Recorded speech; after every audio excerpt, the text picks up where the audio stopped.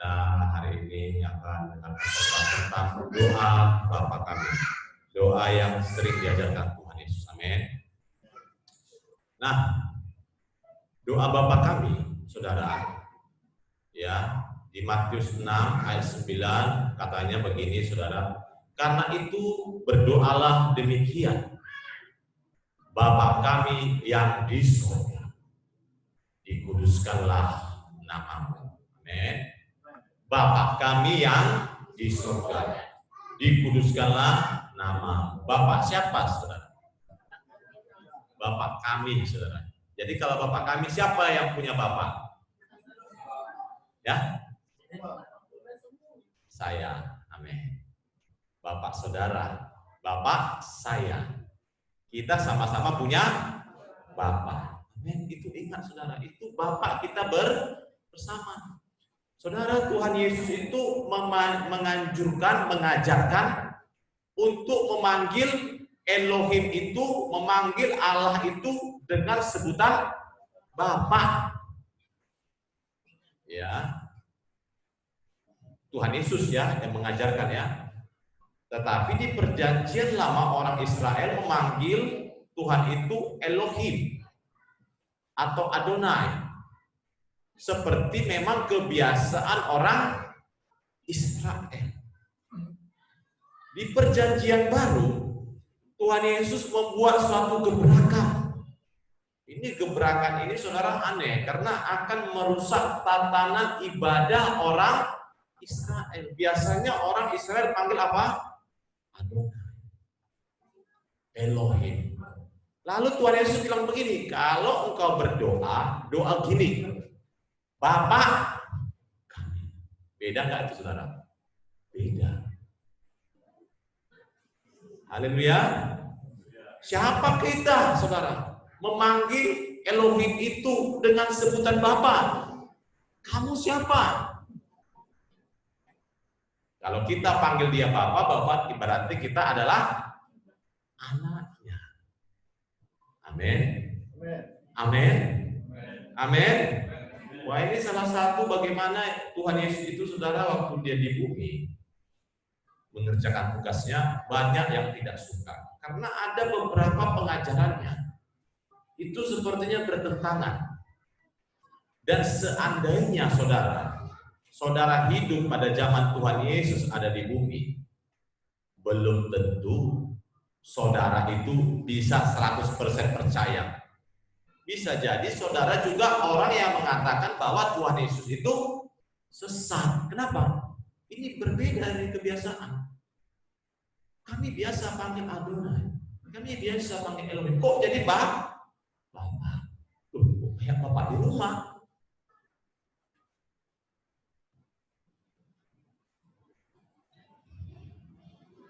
Roma 8 ayat 29 dikatakan, sebab semua orang yang dipilihnya dari semula, mereka juga ditentukannya dari semula untuk menjadi serupa dengan gambaran anaknya, supaya ia, anaknya itu, menjadi yang sulung di antara banyak saudara. Amin. Supaya ia, anaknya itu, menjadi yang sulung di antara banyak saudara. Tuhan Yesus menjadi saudara sulung. Wah, ini lebih lagi. Apa ini?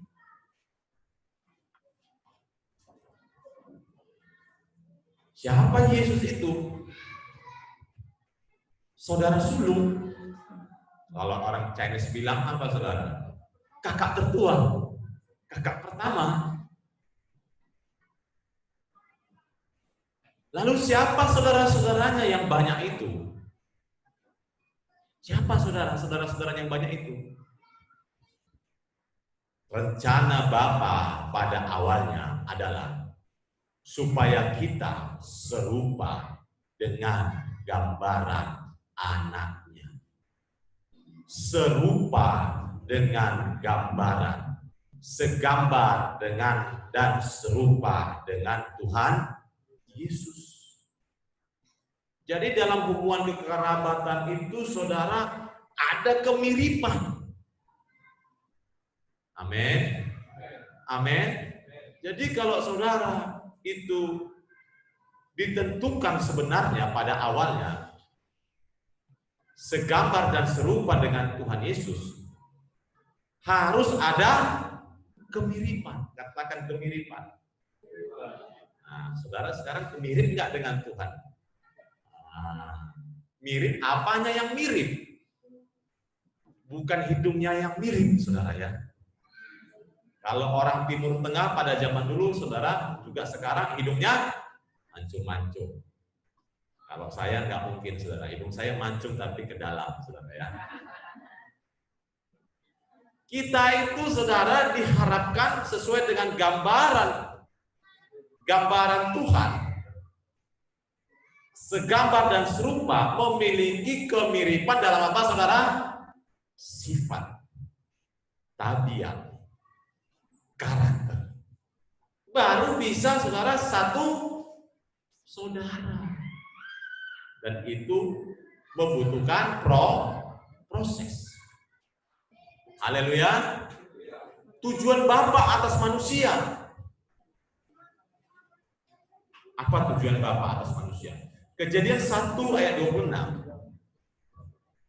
dikatakan, berfirmanlah Allah, berfirmanlah Elohim, baiklah kita menjadikan manusia menurut gambar dan rupa kita, supaya mereka berkuasa atas ikan-ikan di laut dan burung-burung di udara, dan atas ternak, dan atas seluruh bumi, dan atas segala binatang melata yang merayap di bumi. Gambar dan rupa. Jadi saudara, pada mulanya kita diciptakan Tuhan itu, diciptakan Bapa di surga itu sesuai imago Dei. Ini bahasa Ibrani-nya, saudara. Sesuai image, gambaran Bapa. Kalau kita diciptakan sesuai dengan gambaran Bapa, kita sebenarnya punya unsur-unsur Tuhan dalam hidup kita. Amin. Amin. Nah, saudara punya unsur bapak mamaku enggak di dalam diri? Punya enggak, saudara?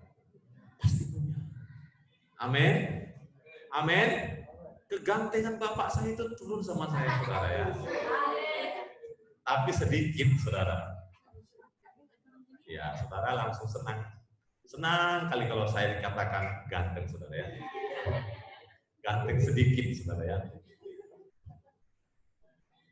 Kalau dibilang saudara ganteng banyak, saudara langsung susah. Jadi saudara, kita sebenarnya punya unsur-unsur Tuhan dalam hidup kita. Karena kita ini diciptakan sesuai gambaran dari Bapa. Jangan sepelekan dirimu, saudara. Amin. Tapi di dalam perjalanan hidup ada mengalami kemerosotan gambar Tuhan. Dalam perjalanan hidup saya juga mengalami kemerosotan, saudara. Banyak orang mengalami kemerosotan. Banyak juga yang sengaja, saudara, untuk merosot. Nah, ini yang salah, saudara. Bukan main kemerosotan ya.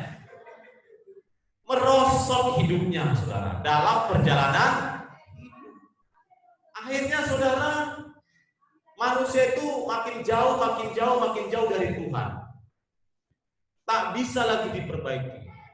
Makin hancur. Untuk itulah Yesus datang memperbaiki situasi itu, memberikan petunjuk yang benar, sambil dia melakukan semua hukum, melakukan ketaatan, taat sampai mati, sehingga ia menjadi pokok keselamatan yang bisa ditiru, saudara. Bukan mustahil, tapi bisa ditiru, diteladani. Dia pakai rupa manusia. Haleluya. Manusia itu diciptakan dinamis. bukan statis. Bisa berkembang secara negatif, bisa juga berkembang secara positif. Itu seperti bayi yang menuju dewasa. Ya, siapa di sini yang punya anak kecil? Masih kecil sekali ya, ayah si Azaria. Si Azaria ini bisa berkembang positif atau negatif sesuai didikan orang tuanya, tapi sesuai juga dengan respon Azaria. Orang tua itu ada yang punya anak 4 atau 5, ada yang punya anak 8, kayak keluarga istri saya. Tapi itu tabiatnya beda-beda sesuai dengan responnya saudara. Orang tua selalu mengharapkan anaknya menjadi anak yang baik, bahkan the best. Tapi itu perlu kerjasama seorang anak untuk menjadi mirip dengan bapaknya. Haleluya, haleluya. Jadi manusia tidak diremot menjadi baik. Cip, katanya, lalu saudara jadi baik. Saudara mau mencuri, tiba-tiba cip, mau nggak jadi baik?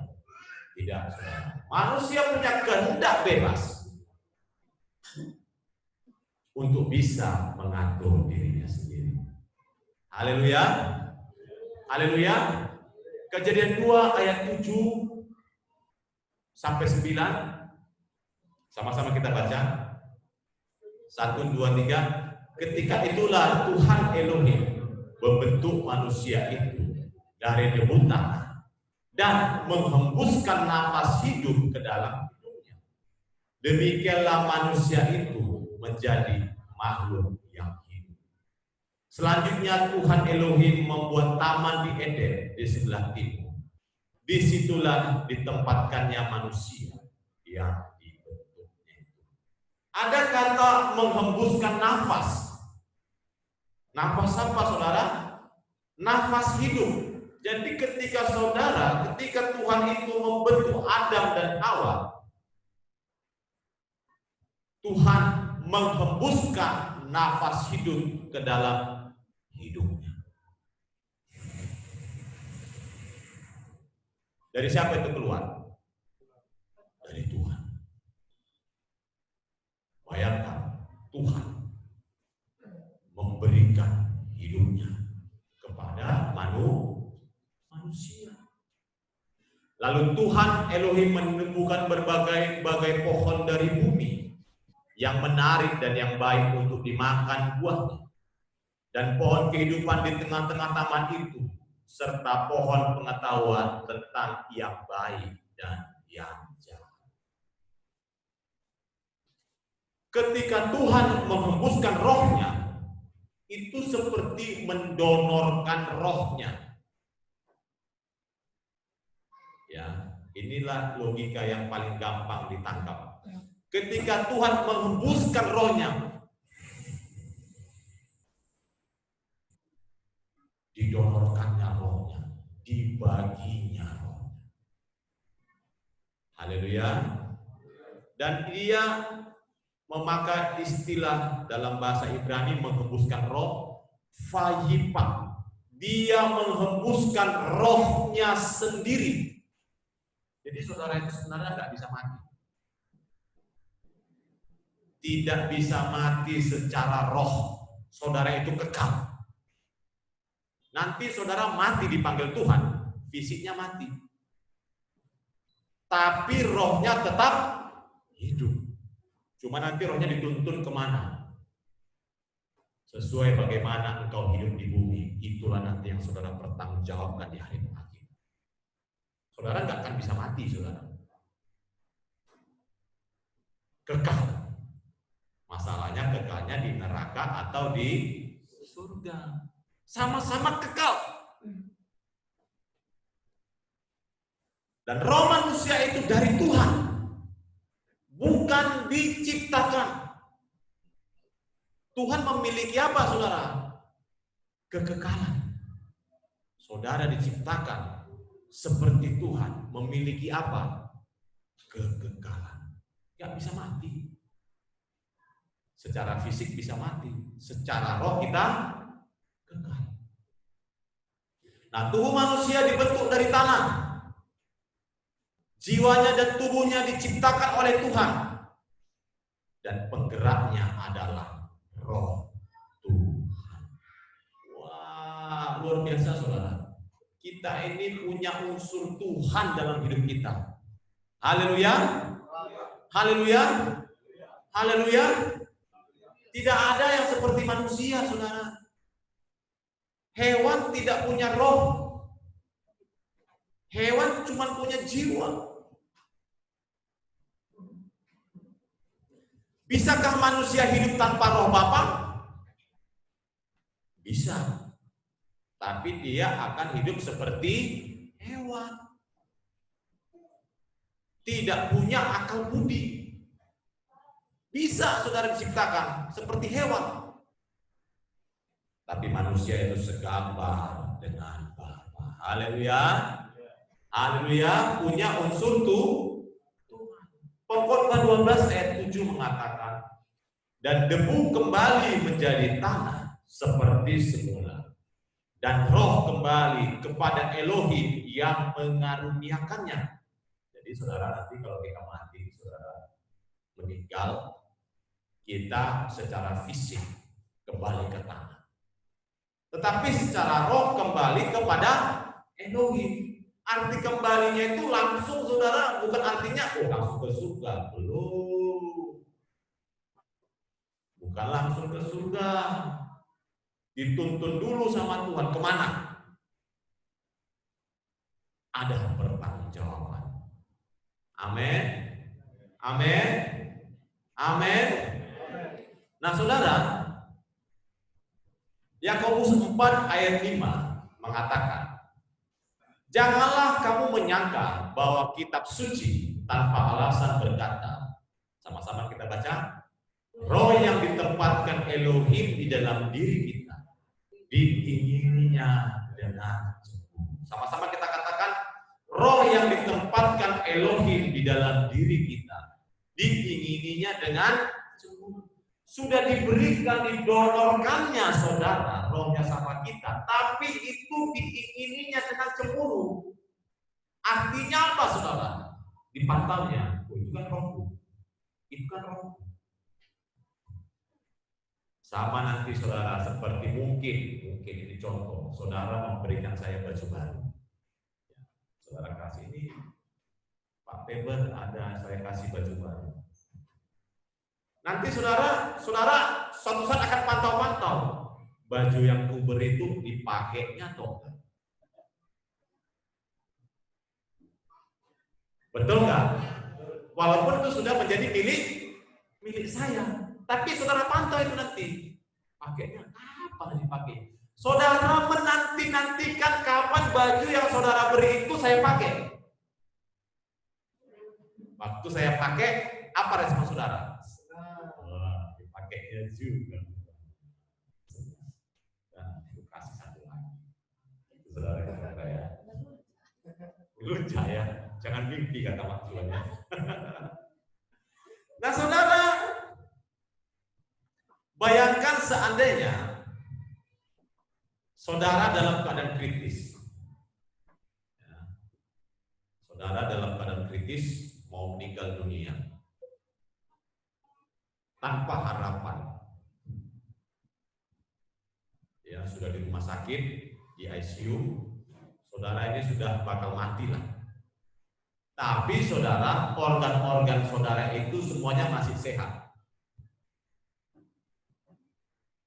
Lalu dokter bilang, Pak, Bapak nggak bisa lagi diselamatkan. Bu, Ibu nggak bisa lagi diselamatkan. Tapi Ibu masih bisa menolong orang lain. Ya, gimana caranya dokter? Dan itu satu napasnya. Pak, Bu, ada 2 orang sedang sekarat. Yang satu pendeta. Pendetanya sudah koma.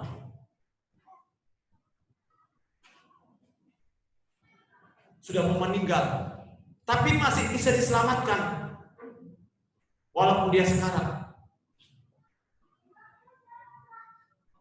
Dia perlu donor jantung, mata, dan ginjal. Mau nggak Bapak? Pendeta ini, pendeta yang baik loh Pak. Ya udah, betul Pak, pendeta yang wajar. Tapi ada satu lagi Pak, penjahat. Penjahat ini merampok, sedang sekarat juga. Waktu dikejar-kejar polisi,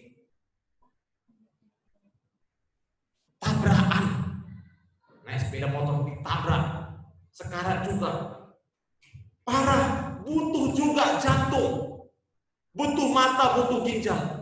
Dan sekarang penjahat itu kami dengar memanggil-manggil nama Yesus. Yesus, Yesus, Yesus. Bapak pilih yang mana mau diselamatkan? Saudara pilih yang mana, saudara? Mau menyelamatkan pendeta atau menyelamatkan orang jahat yang tadi yang sudah manggil-manggil nama Yesus di dalam masa kritis?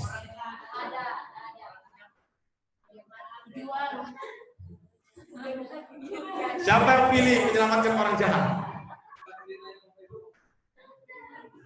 Pendetanya nggak kasih tahu namanya. Kalau nanti pendetanya Februari pendetanya, udahlah biar aja orang jahat, mati aja itu. Nanti yang pendeta kami.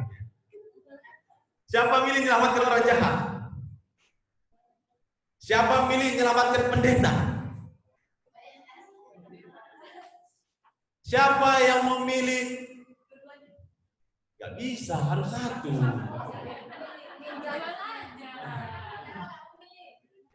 Siapa yang milih? Udah, biar aja mati mereka semua. Tiga-tiganya mati. Aduh, Pak Joa, ini perlu dibaptis 5 kali.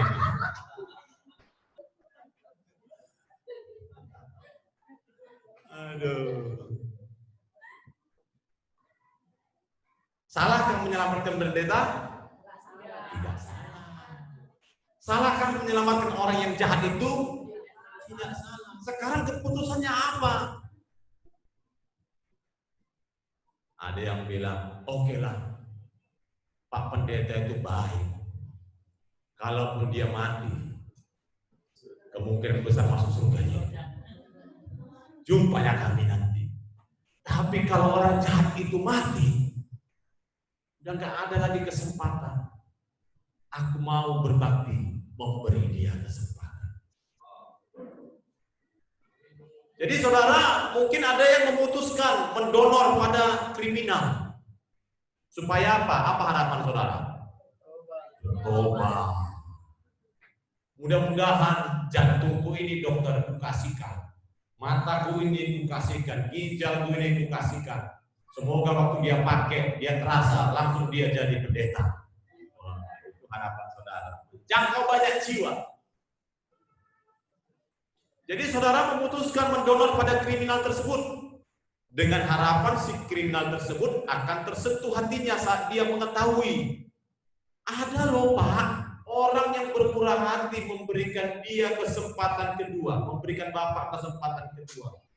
Harapan orang yang mendonor ini Pak, Bapak jadi hamba Tuhan. Kira-kira tersentuh nggak penjahat itu? Tersentuh. Wih, ada orang baik memberikan mata, ginjalnya, juga jantungnya supaya apa? Aku hidup.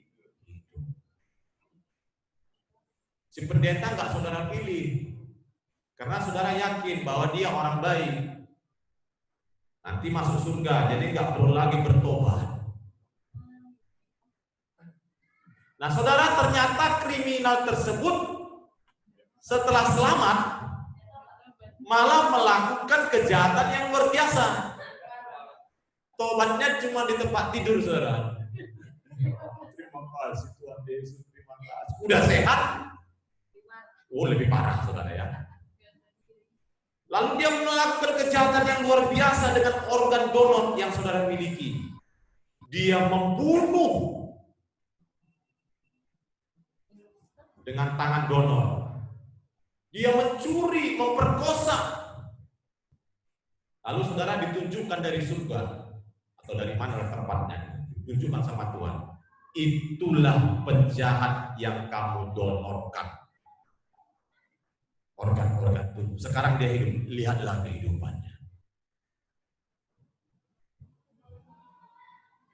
Apa yang ada di hatimu, saudara?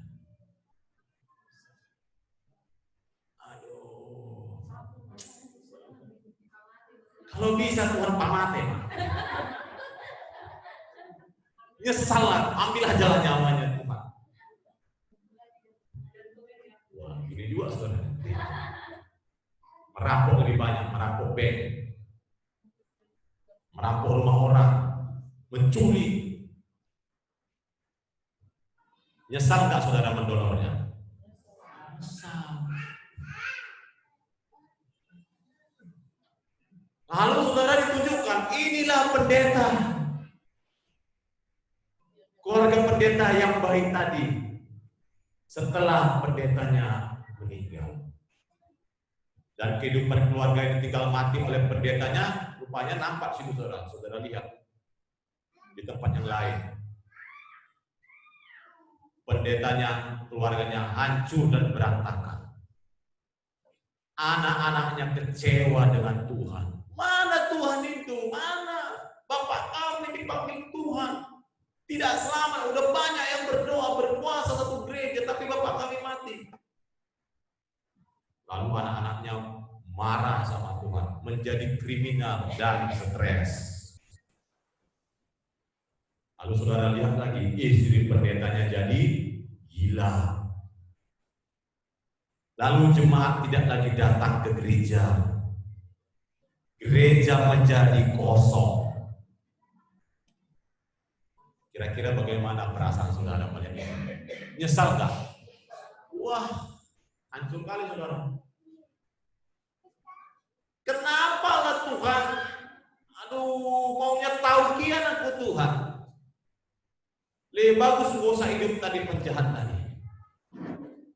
Lebih bagus tadi penjahat itu mati, pendeta itu diselamatkan. Yang bolos lah gak ada kesempatan. Kenapa? Di sini saudara bergejolak. Kenapa bergejolak?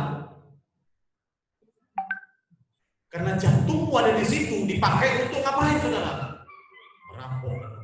Matamu ada di situ, tapi dipakai untuk apa? Mencuri, memperkosa, membunuh dengan sadis. Ginjalmu ada di situ, tapi dia berbuat kriminal. Marah di sini, marah. Aduh, Tuhan marah.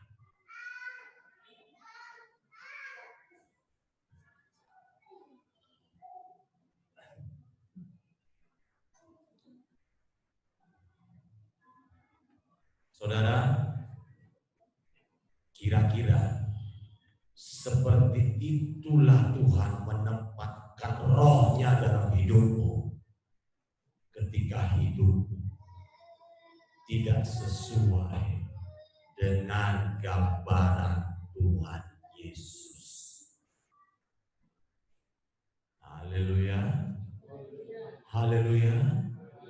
Tuhan menempatkannya rohnya dengan cemburu dan dia pantau saudara, dia pantau hidup untuk apa? Udah ku donor rohku. Dipakai untuk apa rohku?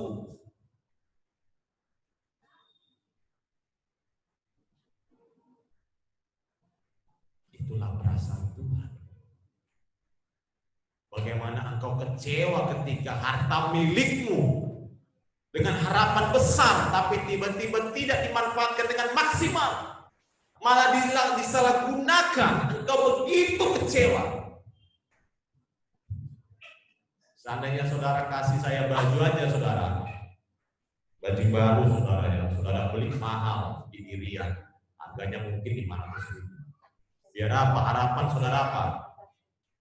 Saya pakai waktu korban. Rupanya nggak saya pakai saudara. Pas saudara datang ke rumah, tiba-tiba baju itu dipakai jadi kenlap.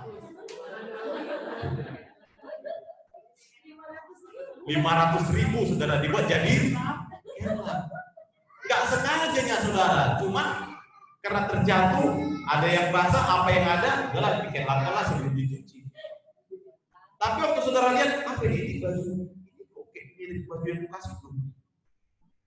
Amat cantik, kelak bang. Bang Weber ini kurang ajar. Takkan kupulihkan lagi. Udah ajar. Itu masih baju saudara. Ini Tuhan memberikan rohnya kepada hidupmu. Unsur-unsurnya ada di dalam dirimu. Betapa kecewanya Tuhan ketika hidupmu tidak menyenangkan hatinya. Karena roh yang ada padamu itu bukan milikmu.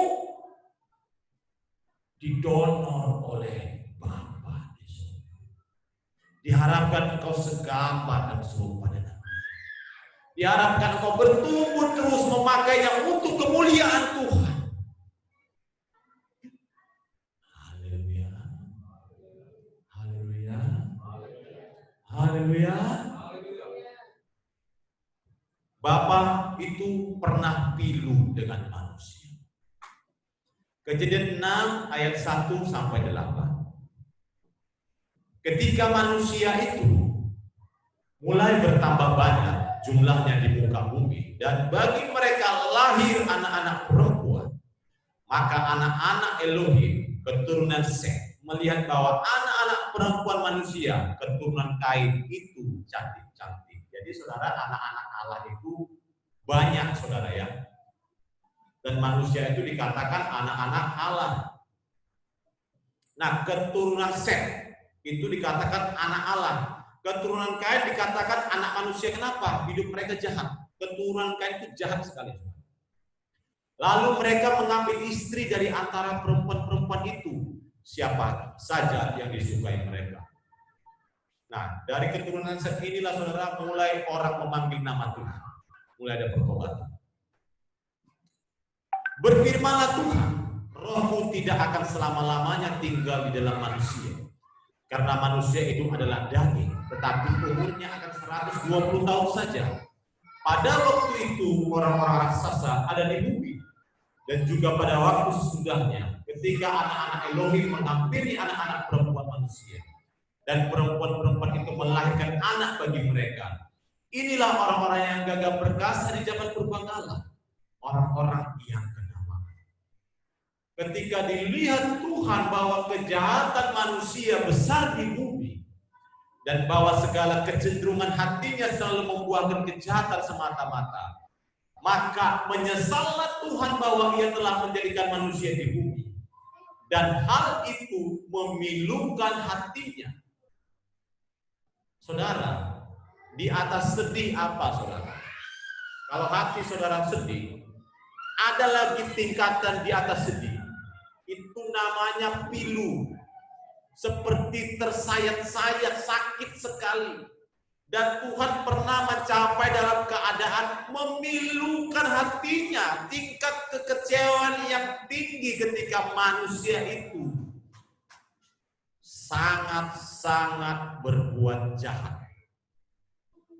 Ada suatu kecenderungan hatinya membuahkan kejahatan semata-mata. Jadi jangan saudara kira manusia Tuhan itu tidak bisa pilu. Kalau saudara bisa merasakan pilu dan kecewa yang sangat sakit, sama Tuhan merasakannya, karena Tuhan menciptakan perasaan dalam diri kita untuk merasakan kecewa. Kecewa itu tidak salah, itu tidak dosa, itu diciptakan Tuhan, ada dalam diri kita. Jangan sampai Tuhan pilu atas hidupmu. Pilu, bukan sedih lagi, pilu. Lalu ketika Tuhan sudah pilu hatinya, berfirmanlah Tuhan, aku akan menghapuskan manusia yang telah kuciptakan itu dari muka bumi, baik manusia maupun hewan dan binatang-binatang melata dan burung-burung di udara, sebab aku menyesal bahwa aku telah menjadikan mereka. Saudara, ketika saudara mengetahui saudara, organ yang saudara donor itu dipergunakan untuk perbuatan jahat, dan ada lagi orang yang seharusnya selamat tapi akibat saudara salah ambil buat keputusan, hancur hidupnya. Hati saudara bukan sedih lagi saudara, tapi pilu. Kenapa pilu? Aduh, hancur satu gereja. Ya, hancur. Hancur, pendetanya meninggal, istrinya gila, anak-anaknya tercerai-berai, jadi kriminal, gereja kosong. Saudara pasti pilu. Kenapa? Seperti salah membuat keputusan. Jangan Tuhan memandang hidup kita seperti Tuhan pilu. Aduh.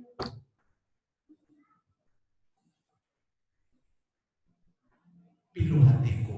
Melihat Pak, lihat si Faber ini. Pilu hatiku. Seandainya dia tidak lahir ke bumi.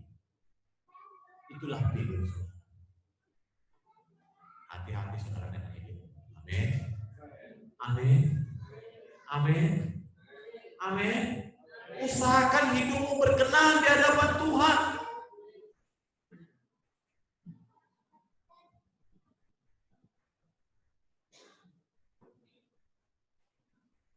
Hakikat hubungan Bapa dan anak. Bapa mengharapkan kita berjuang untuk serupa dan segambar, setabiat dengan dirinya, karena kita mempunyai unsur-unsur Tuhan dalam diri kita. Apalagi kita sekarang mempunyai Roh Kudus yang memampukan kita untuk hidup suci seperti Tuhan Yesus.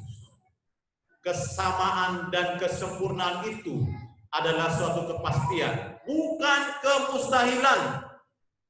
Bukan kemustahilan. Kenapa? Karena Yesus datang sebagai manusia. Tuhan Yesus datang itu bukan pakai magic, saudara, semuanya bisa. Tapi dia pakai tubuh manusia. Bisa nggak dia terangsang lihat wanita? Bisa.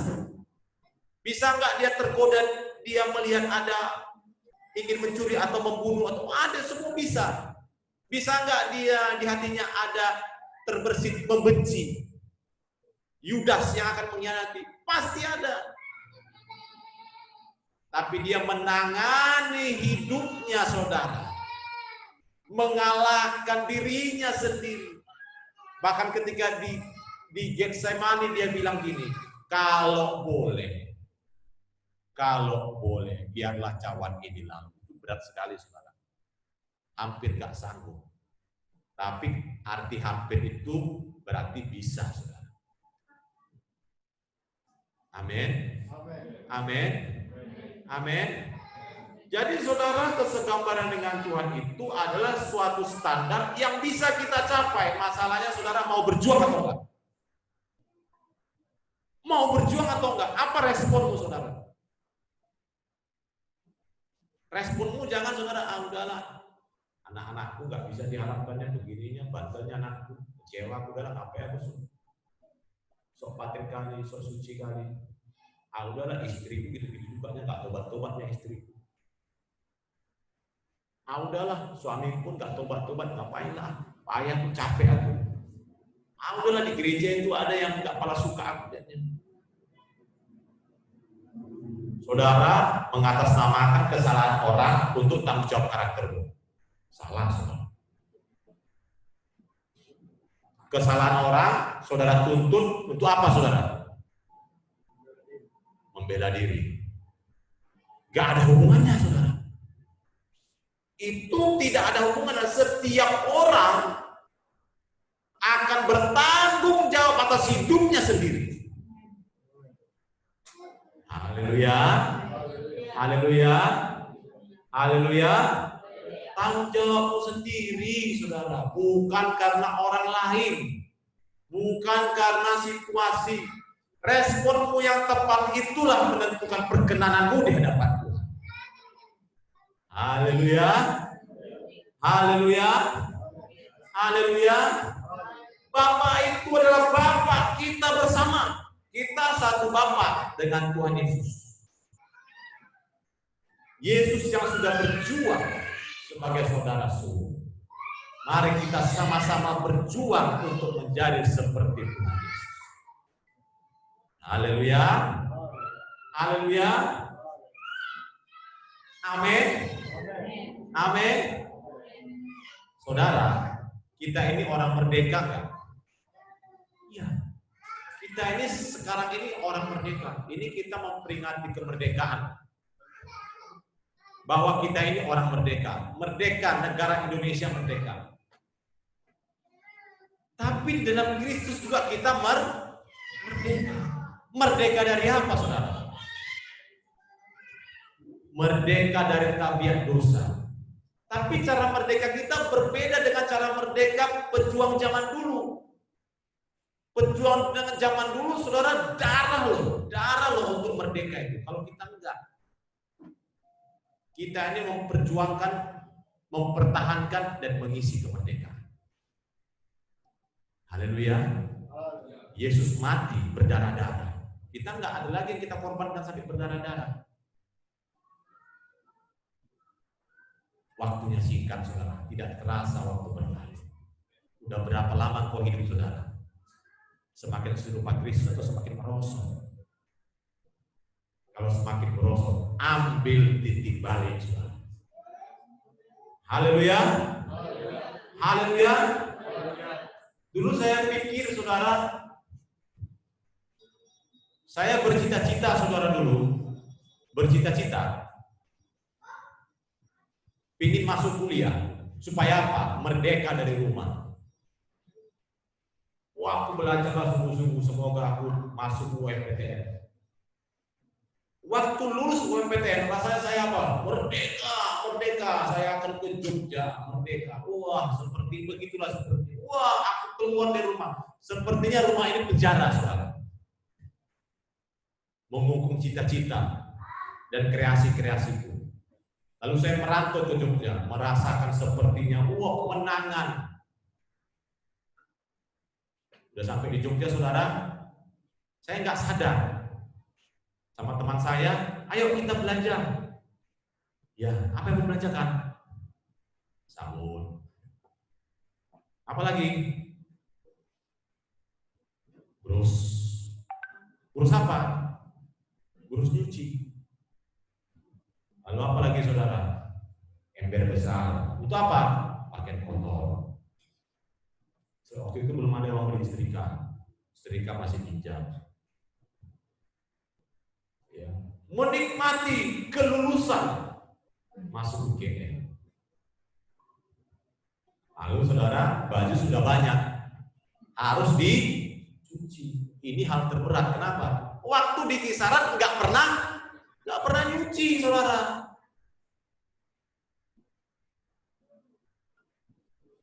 Saya cari kos yang banyak anak kosnya, membersihkan kamar. Ini nggak terlalu berat karena saya biasa membersihkan kamar mandi. Masalahnya, saudara, sebelum mandi harus ngisi air dulu pakai sumur, air dari sumur pakai timbal. Melemparkan umpan ke dalam sumur. Nggak bisa. Macam mana caranya ini? Macam mana caranya ini, Mas? Kok nggak bisa diangkat airnya? Loh, kamu meletakkannya asal lempar aja. Ditelungkupkan, masukinnya paper. Yang diisi tahu, yang diisi sampai 3 bak. Karena itu sudah ada gilirannya. Wah, habis dicuci memberos tangan, saudara, luka-luka. Kembang tangan ini. Kenapa? Kena deterjen. Lalu menjemur. Habis dijemur nggak bisa langsung dipakai. Ngapain lagi, saudara? Nyetrika. Ah, ini paling malas nyetrika. Kenapa? Di kisaran nggak tukang nyetrika. Untung makan terbang. Tapi Bapak Ibu kos sediakan, saudara, kompor. Ternyata arti merdeka itu, saudara, dia harus mandiri atas hidupnya sendiri. Amin. Dia bisa menangani tabiat dan karakternya sendiri. Amin. Jangan, saudara, merasa merdeka. Tuhan Yesus memerdekakan aku, tapi saudara nggak berjuang. Tidak mandiri atas hidupmu, tidak mandiri atas imanmu, tidak mandiri atas karaktermu. Hanya senang, saudara. Senang apa? Yesus menebus. Tapi saudara nggak berubah. Kalau saya cuma senang masuk UGM, merdeka lepas dari rumah, tapi pakaian nggak dicuci. Saya pakai juga itu, saudara. Saya A, saya B, saya C, sampai saya Z. Kayak kasih bolak-balik, saudara. Kasih zaman dulu. Saya pakai dan juga dicuci. Baunya ditampung. Malas mandi. Ngisi lagi. Kalau nggak ngisi bak, saudara, direpetin. Anak-anak kosan lain, kamu nih gimana, Beber? Ini roster kamu, Beber. Repet semua, saudara. Orang kan ada yang mau ngisi, itu jadwal saya. Nyuci piring lagi. Wah. Tapi ketika saya mulai melakukan itu, menjadi rutinitas. Ketika gak nyuci piring, aduh, piring belum dicuci, gimana nanti? Wah, itu air di bak tadi hidup atau enggak ya? Lampu kamar mandi hidup atau enggak ya? Udah mikirnya jauh. Waduh, nanti ibu itu mau mandi, bapak itu mau mandi, airnya nggak terisi gimana? Wah, itu jemuran hujan. Wah, mendung cepat-cepat pulang ke rumah. Ada tanggung jawab untuk menangani diri sendiri. Kalau engkau tidak bertanggung jawab untuk menangani hidupmu, merubah hidupmu, menangani hidupmu untuk bertobat, menangani hidupmu sendiri sesuai dengan gambaran Kristus. Jangan katakan engkau merdeka. Engkau masih terikat. Merdeka ketika engkau mandiri, menangani karaktermu. Dan itu menyenangkan hati Tuhan. Itu merdeka. Itulah orang tebus. Haleluya. Haleluya. Haleluya. Demikian kita. Mari kita